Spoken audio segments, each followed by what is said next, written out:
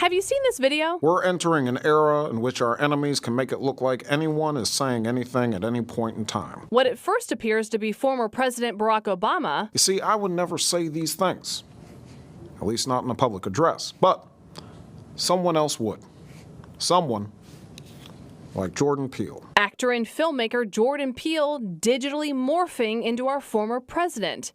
It's pretty convincing, and for some, pretty alarming. Deepfakes are videos that are created not just by people. People have a hand in their creation, but with the use of artificial intelligence. Deepfakes, they're a computer-generated replica run through an algorithm in some cases to take one face and make it resemble another. The result? Videos or images of a person saying and doing things they never did. The idea is to make it look like it's showing a real event, indistinguishable without a real event, but it's showing something that never happened.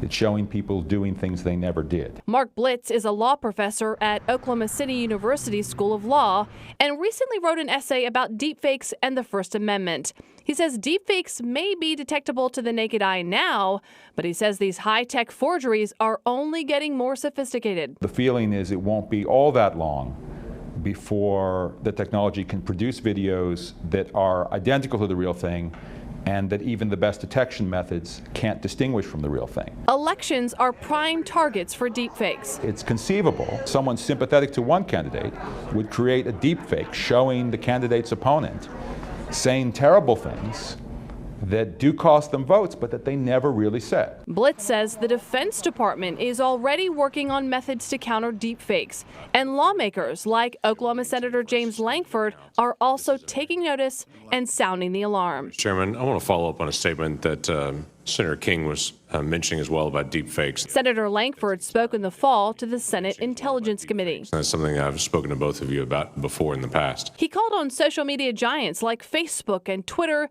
to help stop the spread of deepfakes. Americans typically can trust what they see, and suddenly in video they can no longer trust what they see. So how can you spot a deep fake? Experts say watch for blurring that's only on the face, a change of skin tone on the edge of the face, flickering in the video, and the length of the video. Most deep fakes are shorter clips. So for now, be on the lookout. But experts say one day we might not be able to tell the real deal from the deep fake. There's a reason that technologists are worried. There's a reason that lawmakers are worried. Maggie Carlo, KOCO 5 News.